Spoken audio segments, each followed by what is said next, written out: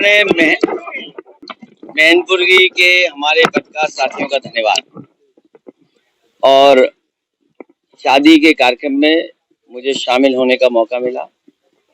जब ऐसे कार्यक्रम में आते हैं तो कई परिचय यहाँ पर एक साथ हो जाते हैं। जहाँ परिवार से मिलने का मौका मिलता है, वहीं पार्टी से जुड़े हुए लोगों से भी एक परिचय होता है, मिलने का मौका मिलता है। जहां तक सवाल सरकार का है, सरकार गरीबों का और खासकर जात देख करके और धर्म देख करके बुलडोजर लेकर के घूम रही है। अगर सरकारी बुलडोजर ले लेगी और सरकार नियमों को नहीं मानेगी, अगर किसी का स्टे है उस पे भी बुलडोजर, अगर वोट नहीं दिया है तो उस पे बुलडोजर।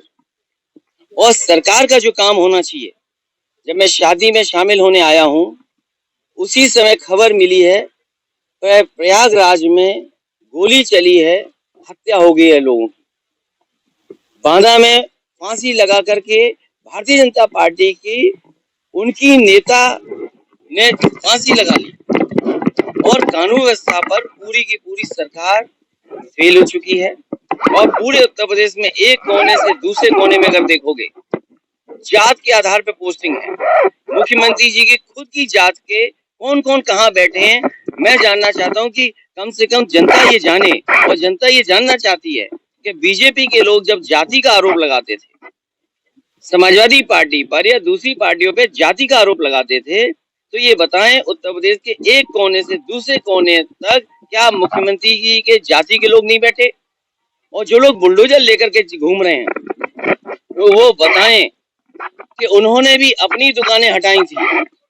सरकार में मुख्यमंत्री जी ने गोरखपुर में सड़क चौड़ी होने पर अपनी दुकानें ढाई थी, उसमें तो मुआवजा उठाया आपने 100 करोड़ नहीं 150 करोड़, और सुनने में आ रहा हो सकता है ज्यादा भी मुआवजा उठाया हो। अगर आप अपनी जमीन पर बुलडोजर चलाते हो तो करोड़ों मुआवजा उठा रहे हैं, लेकिन गरीब की जमीन चली जाए जहां पर 40 साल से 35 साल से रह रहे हैं, आप क्या मदद कर रहे हो गरीब? ये सरकार गरीब के खिलाफ है, किसान के खिलाफ है। और नौजवान हमें बताएं कितनों को नौकरी और रोजगार मिल गया? समाजवादी पार्टी इसका विरोध करती है। आज जरूरत है कि आप जैसे लोग, आप नौजवान हैं, क्या वेतन मिल रहा है आपको? एक मोबाइल ले लिया, उससे आप कम से कम थोड़ा बहुत खबर दे रहे हो, या हो सकता है किसी चैनल में आप काम कर रहे हो, क्या वेतन है आपका? कोविड के बहाने आपका वेतन कट गया, आपको इस महंगाई में क्या वेतन मिल रहा है? या नौजवान को क्या नौकरी मिल रही है, रोजगार मिल रहे हैं? सवाल ये है कि महंगाई पर कंट्रोल होगा कि नहीं होगा। और देश की 50% से ज्यादा आबादी की, जो 50% आबादी है, जितना उनके पास धन दौलत नहीं होगी उससे ज्यादा कुछ लोगों पे धन दौलत पहुंच गई। ये सही है कि दुनिया में आपके उद्योगपति हो सकता है नंबर 1 पर पहुंच जाएं, लेकिन क्या देश की गरीबी हट जाएगी उससे? एक व्यक्ति के पैसे हो जाने पर क्या सबकी गरीबी हट जाएगी? तो सवाल ये है कि आज लोगों के पास उनके जीवन यापन के लिए, उनके जीवन को बेहतर बनाने के लिए क्या उनकी जेब में पैसा है?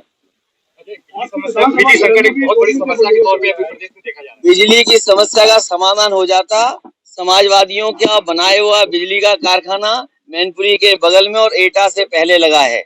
ये कारखाना अगर बीजेपी की सरकार 5 साल पहले लगा देती तो मैनपुरी, एटा और पूरे उत्तर प्रदेश को सस्ती बिजली मिलती और 24 घंटे बिजली मिलती। आपको सवाल पूछना चाहिए बीजेपी से कि ये जो बिजली का कारखाना इतने सालों से खड़ा दिखाई दे रहा है, कब चालू करोगे? आपने तो देखा होगा, लेकिन आप भी सवाल नहीं पूछोगे।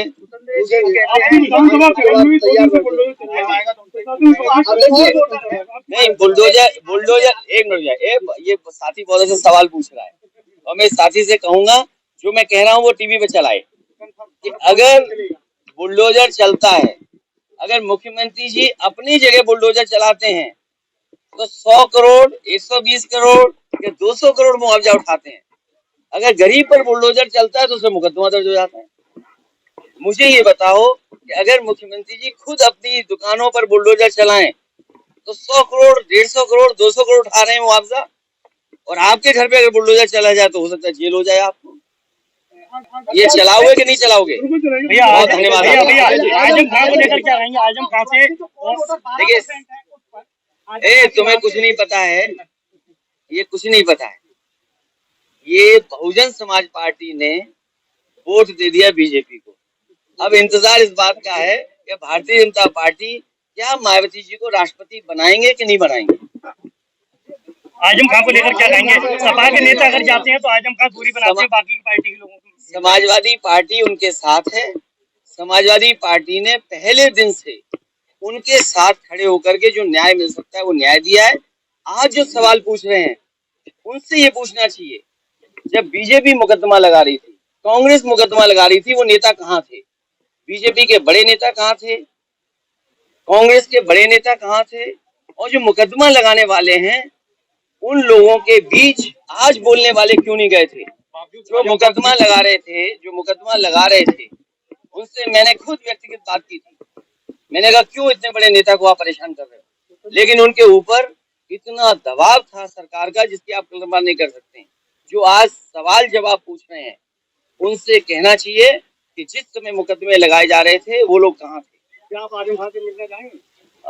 पार्टी जा रही है और वो समय आएगा तो मैं भी जाऊंगा। पार्टी तो मुलाकात नहीं कर रहे हैं। मैं आपसे कह रहा हूँ जो सवालों के जवाब है वो दीजिए आप। महंगाई का है कि जवाब के नहीं है? समाजवादी पार्टी है आजम खान साहब के साथ, इसमें क्या गलत है?